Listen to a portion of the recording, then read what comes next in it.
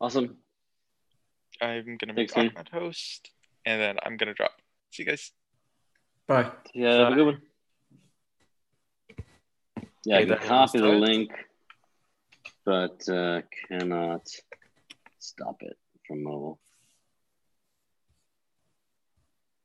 All right, let's go get started. Okay, I can stop it. I can stop the stream. Oh, you can? Awesome. Great. Okay, perfect. You want to start, Dan?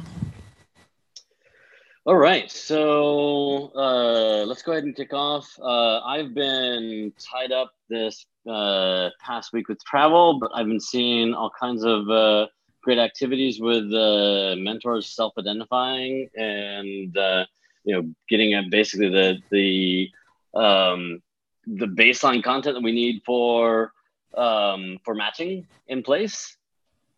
Mm-hmm.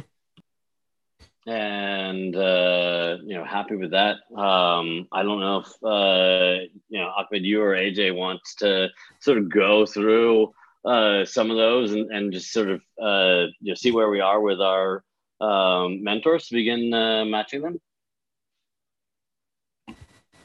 Yeah, so AJ opened an issue like telling people who see GitHub issues to submit like a bio about themselves, the mentors.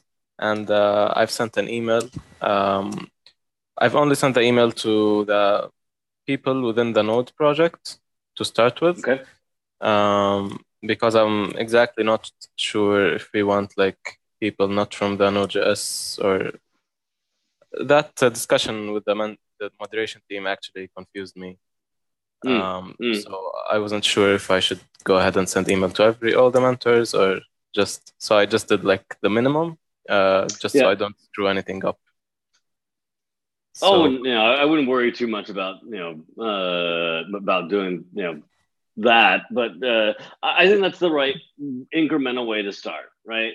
And most of all, what we achieve by starting with existing members is these members have already sort of bought in, accepted, and understand how to work in our code of conduct, and we don't yet have any materials to really walk people through code of conduct. So if they're coming in blind they know how to use Node as an end user, right?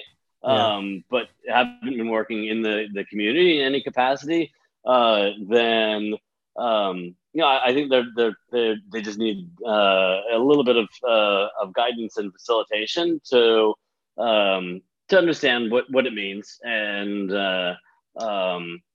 it's a nice outcome as well that the folks that come in and participate in mentorship should become already become Node.js members, right?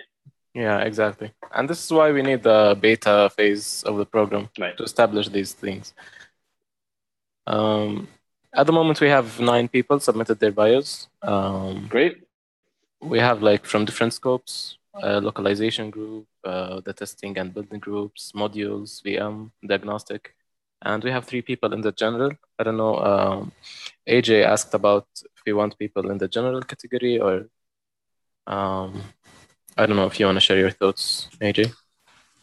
Yeah, I was just not sure if that could be misconstrued as the general mentoring non-node related that we had made explicit was not going to be the case. If it's somehow still related to Node, but in a general way, that's fine with me. I was just drawing attention to that to see if that needed. I think you're right. Yeah. Being on the community committee side of things and engaging with folks in the TSC, oftentimes the technical committee members will use Node as a scoping, and they'll be just referring to like Node core things. Right, I think it's worth at least asking for some clarification, or maybe pinging folks and getting to more clarity there. So so we don't have mismatched communication, right? Sure. Also, I didn't want them to get flooded with mentees because there's Right. Only like 3 or 4 other scopes, and so therefore anybody that didn't match those would just go to the general mentors. Right. Yeah, my thought about this is, since we're in the beta phase, I don't mind having a few people in the general category just to see like how it goes. But again, like my initial intention with the mentorship program was like to get more people to work in Node, not like to know more about Node, because there's plenty of tutorials and private courses and stuff like that. Like this is not where the mentorship shines, in my opinion. Right. Like, yeah, and we have people that have like really like, no, I just want to be mentored by most of these people. Like I really want to know about localization. I really want to know about the build process and the modules and how things go. Like this knowledge that you don't get anywhere really on the internet. But again, like we can't say like this is strictly for things within Node, because we already have people like applied and for mentees and mentors for the general scope. So I'm not sure about, what do you think about that, Dan? I'm reading through all the general here, and they all seem to be in the category of just out of the boundaries of having really participated in the project, right? All the other folks have an existing home in various aspects of the project, and I almost want to say, why don't you general folks that are ready to go mentee with some of the mentors to amplify and bootstrap that our mentor capacity. So you're suggesting that general mentors become mentees for the specifics, the specific mentors, and then that helps them get to mentor readiness. Mm-hmm. I don't know if that's I like too the crazy idea, an idea, right? And if we put them to that, then maybe some of the generals at that point would decide they did have a more specific scope. Right, there you go, right. It's kind of a forcing function. Okay. We have to talk with them. Like we have them on the mentors Slack channel, so we can discuss this with them basically, because we don't have them on the call right now. Right, and I think the folks that are going to be successful, especially in the beta phase, are going to be open to being either role. Like as a mentor myself, I have no objection at all to being a mentee, because there are tons of things that I don't know, and that's and to me, it's a good indicator of an individual who's going to to be successful in general in the Node project, but especially in a learning phase where we need their feedback. True, I agree. And we're not at all going to be saying that you can't be a mentor. By prioritizing them in the first cohort, I'm going to use the word first group of folks, then we aren't saying no, but we're saying yes, help us do this, and then we can prioritize in the next cohort your participation. Right. Also, being a mentee, intending on later being a mentor, they can recognize things that they would like to do differently. If they have a negative experience in some way, they can remember to not do that when they're the mentor. Right on.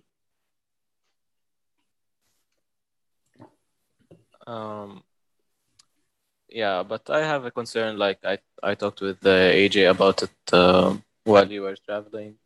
It's basically about like, just give me one moment. Yeah, so basically, Ajiri had collected like 100 mentees.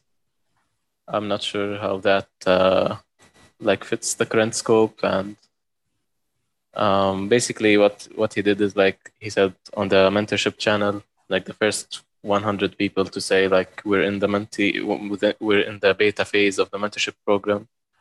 We're gonna have them like enrolled, and we don't have the capacity at the moment. Yeah, we don't, right? Yeah, I'm not sure how he got the 100 number in the first place. Right. Okay. Yeah. Right. Yeah. I'm not sure where that came from either. I kind of jumped on board and just assumed that had been a group decision when I saw it in the Slack channel. So I was just like, oh yeah, okay, we'll get you added to the list till there's 100 and et cetera, et cetera. Right. Yeah. We're probably gonna have to manage back expectations in that. Especially since if we do, let's see, 1, 2, 3, 4, 5. If we do invite all of those generals into mentor pairing, then we have 1. Oh, there's 1 to 2. Okay. We've got just a couple slots. Yeah, that would be possible. like our current capacity is around, I guess, 10 mentees. 10, right. Yeah. And if and we potentially just filled 4 of those seats with those general scope mentors. Exactly. Well, some of the mentors 6. Did indicate that they'd be willing to do multiple mentees. True. But even that doesn't get right. us Yeah, it doesn't get us anywhere near 100. But do we want to do a similar mentee bio invite? I'm not sure actually. Could you elaborate on that? All right, so we have our mentor bios, and that gives us some constraints, basically, right? There's the various scopes that are possible, and I don't want to do arbitrary matching or friends and family matching. So I'm trying to think of what what data we could collect from our mentees that would enable us to align them with these 6 slots and not have it be totally arbitrary. Bet folks a little in terms of their willingness to provide feedback, right. and take that pool from 100 down to 6. Okay. Yeah. Also, I guess since we have a limited number of scopes right now, that could be one filtering mechanism: is find the people right. who wanted to mentor or mentee rather in those scopes. Mm-hmm. True. I also want to say, like, we have the mentees form. Like, we have, let me check the number. We have around 800 mentees applied, in which like the 100 people are active on Slack. Initially, like most of them are in this sheet. I don't know if I can share it because I'm not the owner of this document, but let me check.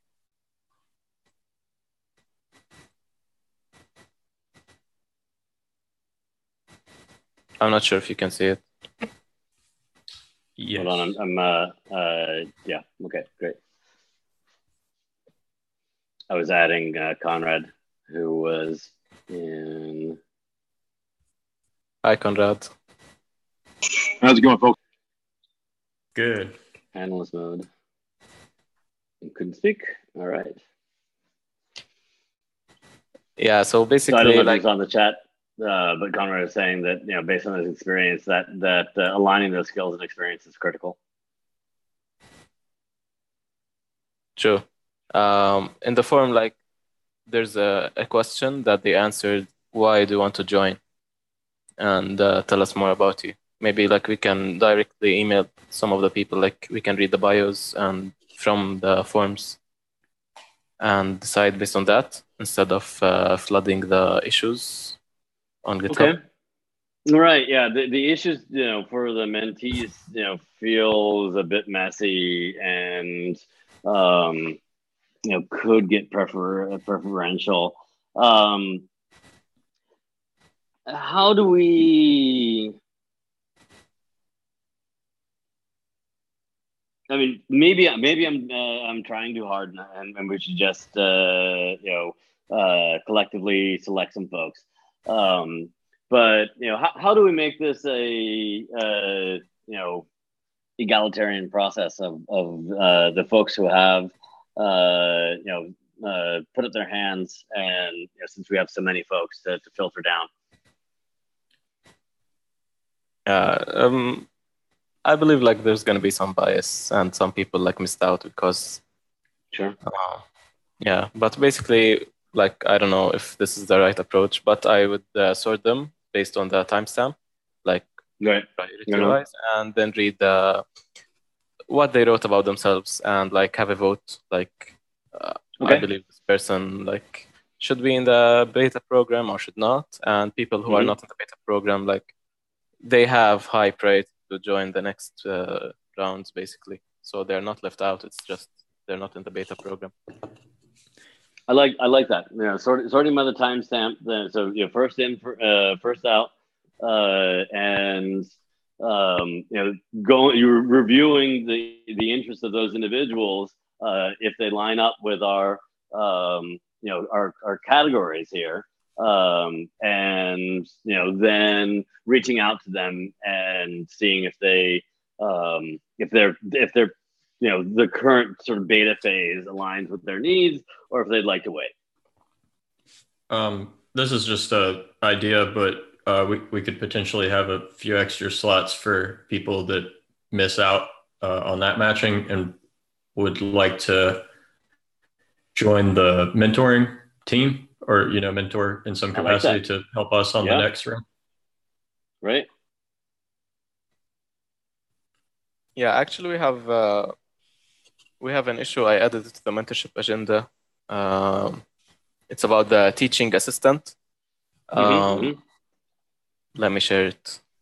One moment. Well, and alternatively, this could be a good fit for our general scope mentors as well, right?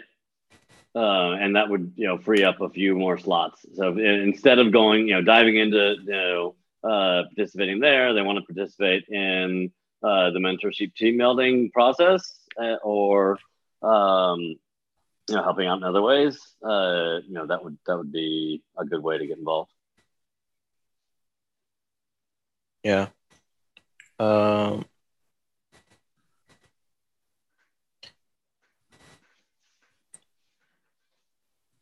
Yeah, this is one way like we can tell them, like have them help. Like some of the mentees have like good knowledge about mentoring actually.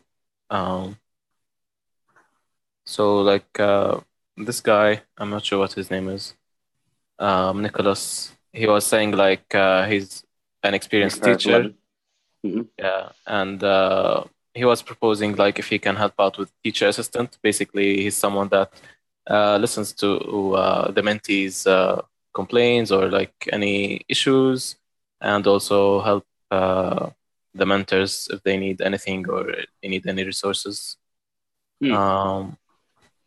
So I thought like that EA idea is a good idea. I don't know if it's good for the beta program, but it's a good place for people to contribute. Well, all right. What if instead of occupying all our mentee slots, we invited our general scope mentors to that capacity? What capacity? The TA capacity. Oh, so the assist and enable.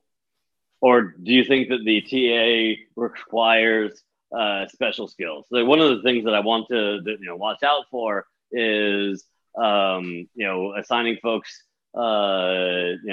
work that they need training and bootstrapping on that we don't actually have capacity to go and deliver on.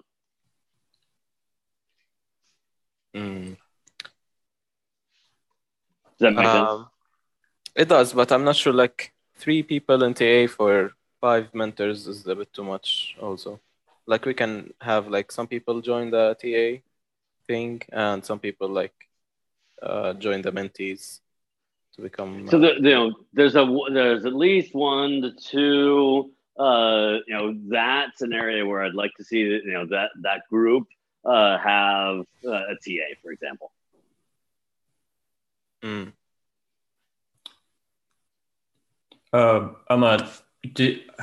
Was there a system to how you chose the mentors that you sent emails to? Yeah, I only sent emails to those who have collaborations, those who are members on the Node.js program. Okay, so all of the other mentors are not collaborators?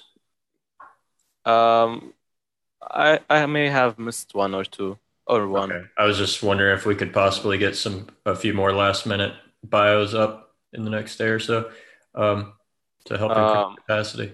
Yeah, I believe there's more because there's holidays at the moment and the World Cup. So people are right. Yeah. Also, like I was reading this blog for Trot. I don't know, Danny. Danny. Yeah. Trot. Yeah. He was like, he was saying like, let me share the article. I was just reading it before the meeting. So basically, like he was saying that he had a few initiatives, Node to do, and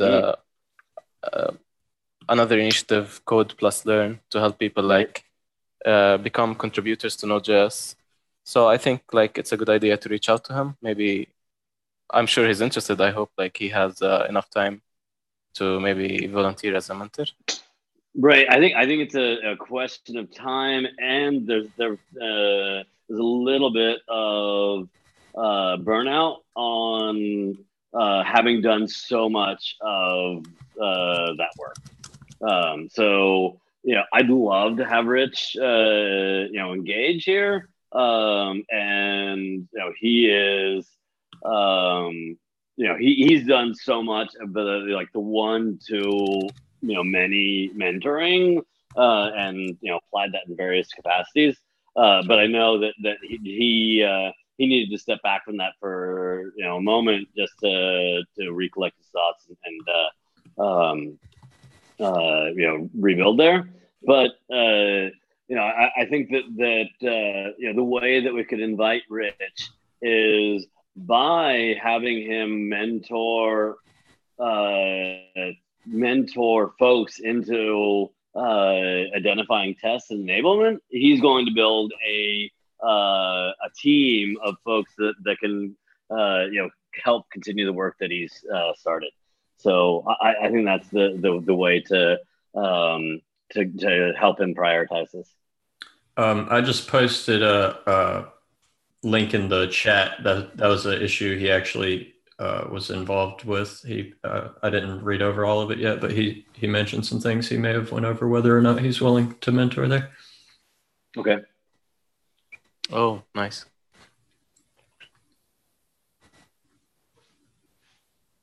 Yeah, I think a good way to get more involvement from potential mentors across the ecosystem is to help them realize that this is like a force multiplier, that a little bit of time from them mentoring can bring in a whole lot of help for their current work.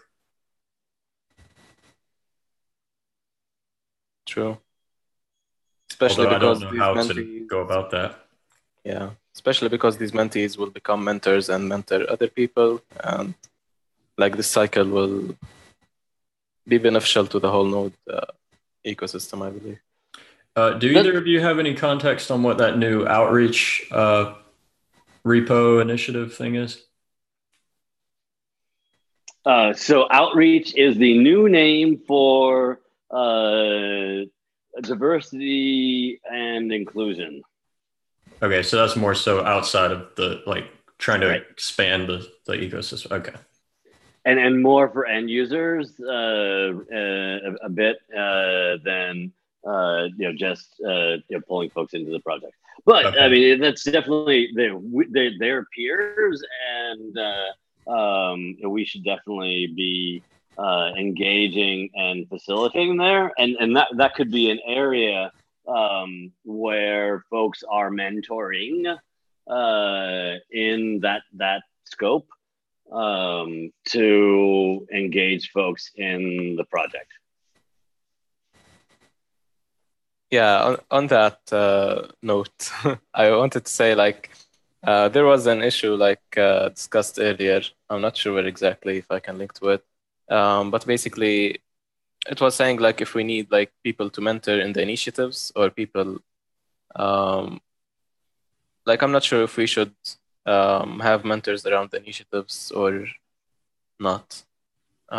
Let's say, for example, Node. I remember now, the Node People Everywhere initiative. Basically, it's for the LinkedIn group and stuff like that. It's collecting data for people who use Node, companies and individuals. It's an initiative that started in the ComCom.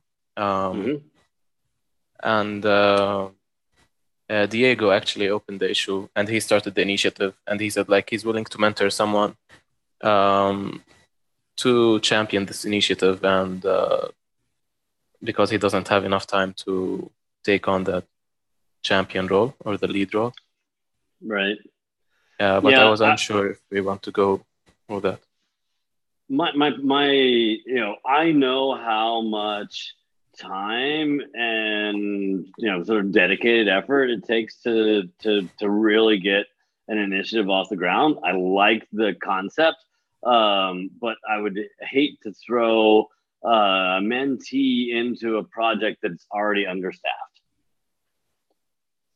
That's my sort of slightly brutal feedback on that. It's just if there's already a struggle to have enough time and focus to get there, you got to get from 0 to 1 first, and then from there you can start building. I wonder if he'd be willing to mentor a group to as kind of a team to get that off the ground. I don't think that that's a good fit for mentorship, just because there's too many gaps, and he's lacking a dedicated ComCom contributor. If there's a ComCom champion that is able to focus their time there and support him, then I'd say yes. But without that, ComCom member champion, it's not quite ready, in my opinion. That makes sense. I feel the same way. This is why I wanted to bring it to discussion. Yeah. So I don't want to block it. I don't want to say that it's it's no reflection at all on the quality of the idea, but it is a ton of work to get things off the ground and get the ball rolling and make that repeatable. And I don't want the mentors to be seen as interns, right? That's not the purpose of the program, though our hope is that individuals, once they participate, will have the opportunity to stick around and are interested and engaged in the project. But that begins to look a little bit too much like a ComCom internship program, and one of the biggest ways to have things fall over in a community-led project like this is having somebody telling other people what to do without the folks really getting to the their level of commitment. That just doesn't work in open source. True. Also, starting an initiative is not smooth sailing, and right. We've seen that, right? Yeah, most of the mentees this is their first interaction with Node people, and Like it's not going to be the most pleasant experience. Comparing it to Right. like with an established working group and like an Yeah. established. Yeah, I guess we're wanting the mentors to like get someone to the point of making their first pull request, not, you know, creating a repo and making a whole code of conduct and all that kind of things. Right. Yeah, that takes a lot of context to get to their ability to sort of engage in that way. So do we have any like concrete steps of what to do? Today was, I guess, supposed to be our kickoff day. So like, what's next? So the biggest gap that I have right now is, if we're going to do anything with TAs, how to manage that.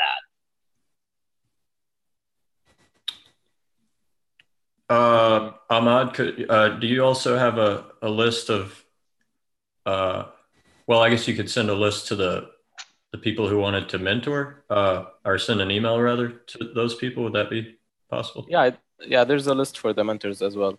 And see if they're interested in TAing, because that seems like something they could do without being a previous collaborator. Yeah, I guess that works. For the process itself, what I had in mind is like we'll have the Slack channels basically, one for all the mentees and one for the mentors, and we'll have the TAs join those both channels and communicate from there. I don't know if it's enough.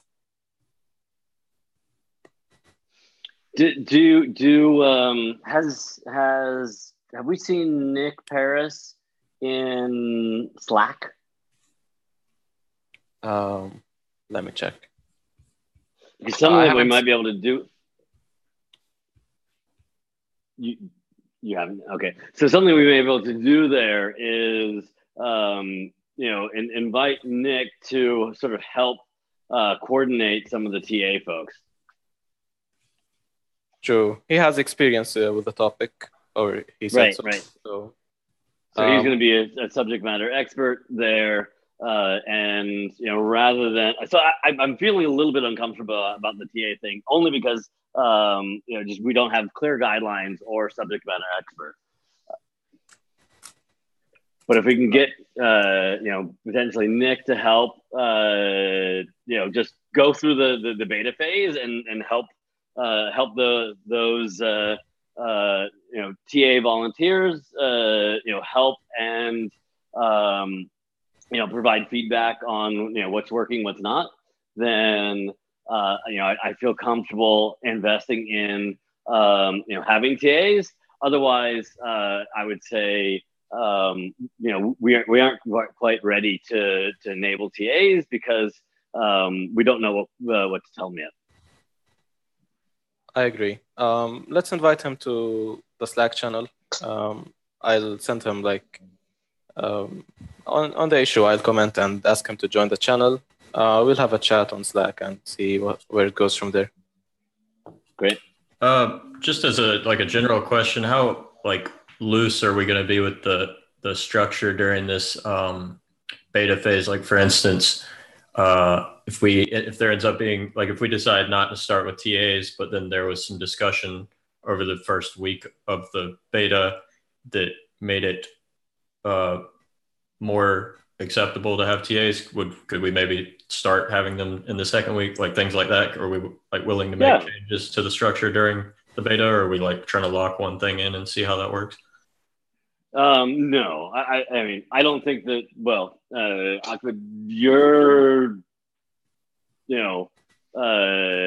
there's way more structure, I think that you have in mind than I think my expectations are. But I think that our biggest ask is feedback. And, we aren't quantifying anything. We're just looking for, feedback, especially on the things that don't work. Mm-hmm. Right. There's I don't know that we have strong validation criteria, beyond personal feedback. to say, oh, this worked, and therefore, we did, these 5 actions. It's entirely human feedback, and so therefore, having a teaching assistant come in and ease some of the potential burden of working through the logistics of documenting everything and coordinating things, folks. Doesn't seem like it changes the model fundamentally. Yeah, I agree. Like even if in the fundamental stuff, like if there's a good reason to do it during the program, the beta program, like we should discuss it and like potentially change it if it needs to change. I guess this is more like an alpha, and we can figure out what works and what breaks, and then try a more stable beta next round. Right. True, but I don't think like there's gonna be like major changes. I believe like we have points of discussion that we're gonna like one-to-one, and like we know what we need to see if it works or not. So I guess like it's a little bit of both. Right. I think we've given it our best effort. I think if anything comes up, it's not for lack of trying. Right. Yeah. So I have a couple folks that I'd like to invite.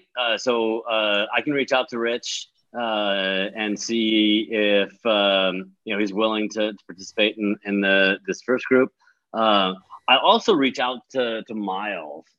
So Miles is in the process of actively, literally mentoring a group of folks that raised their hands at the collaboration summit in Berlin. So, and everyone there is focused on build. So, it might be nice to, see if he was willing to participate there or have some of the work that he's doing, be in. You mean like bring his current mentees under the umbrella of the mentorship program? Of the mentorship, right. Okay. Yeah, that would be awesome because like we'll have like direct feedback from him. Right. And that'll give us a lot of visibility too. True. Yeah, I think he's really skilled in providing feedback too. So I like that idea. Right on. Then I think our next step is to go through in reverse chronological order our list of mentees, and do we want to just comment in the Google Doc, add Google Doc comments on folks who are potential candidates, and have the discussion there? That seems like the simplest thing to do. Yeah. Also, we'll have like a reference to go back to, especially because we're gonna use the document multiple times. Right. Yeah, I worry about bouncing it back into Slack and whatnot. Maybe we can say, hey, there's comments there. Have a look in Slack, but let's try to keep the fitting up of folks in the Google Docs. Yeah, Google Docs also has like a chat feature, so we can use that as well if needed. Okay, I won't see that. No, I would stick with comments on cells and discussions in Slack. Okay. I believe we should wait with the pairing process just a little bit more, just to wait for the holidays to end and to give more time for the mentors to submit their bios. Okay. Yeah, like maybe by the end of this month. Yeah, I agree. Okay. Well, we can let the TA process and discussion shake out. In parallel, we can start evaluating and matching folks, and once we have an initial match, it'd be nice to to get feedback from those mentees, on their matches, right, before we start. So that activity can actually go full circle with those mentees before we officially start. Another option, instead of just completely waiting to do the matching, is to just have like I don't know what you'd call it, like a playground session, and just let a group of mentors and mentees just kind of free form it and see what they come up with. And it wouldn't lead to any type of like official graduation or anything like that, but could provide some information more so than just not doing anything. Yeah, right. I like that. Right. We haven't started, but we'd love to get some feedback. Would you like to, sit down with, Ben or, Steve, some of the more experienced folks, and let them do a dry run? Yeah. Yeah, because I think we've got a few people who seem to have pretty extensive experience with like mentoring. So those people, it could be valuable just to get them to kind of look at this in how mentoring fits with Node, like right, how they fit together, I guess, like how their experience correlates with what we're trying to do here. Yep. Okay. Yeah. Also, we have to keep in mind that the mentees or some of the mentees, they don't actually know like what's the build working group or what's the working group in the first place. So it's good like to have the mentors and mentees like have a session together, and each mentor like talk just in brief like about what his scope is about, just to give an idea for all the mentees to know. Great. Yeah, and potentially they opt out or say, this round isn't for me. I just got approval yesterday for my wish list repo. And that was one of the things I was planning on doing with that, is having a description of each working group on the README. Nice. So I can prioritize the working groups that we have mentors scoped for and try to reach out to them and get them to provide some type of description, and then we could point people to that repo if that works. Great. And I think that would also be an area where some of our general scope folks could find their specific scope by inviting them, engaging them there, and drawing their attention to that. Right. Nice. I feel that the pieces are getting together finally. Yeah. I'd like to volunteer to take on an action item if you guys are okay with it. I'll draw kind of a apology letter, like to let people know why things are not turning out exactly as we had planned. That we had the collab summit, and now holidays and a little bit of miscommunication, all these different things. So I think it'd be nice to give kind of a formal, just like announcement of we're aware that this wasn't ideal and why it happened. Yeah, please. I'm getting lots of emails like asking what happened to the mentorship program, because I've sent like almost 1,000 emails to people. Okay, well, yeah, I'd be glad to draw something up for that, and I'll send it to you guys to review. Excellent. Okay, so is there anything else we have to talk about? TAs. So I got the action to reach out to Miles and Rich. The TAs, who's going to take that action and follow up? What does that involve again? Well, first we need to triangulate Nick Paris and see if he can help. And then, once Nick, if we can get Nick involved, then it would be asking the general scopes if they would be interested in this first round participating as an assistant. Okay, I could do that. Okay. Okay. If you wish, I can reach out to Nick since you already have items. I don't mind. Sure.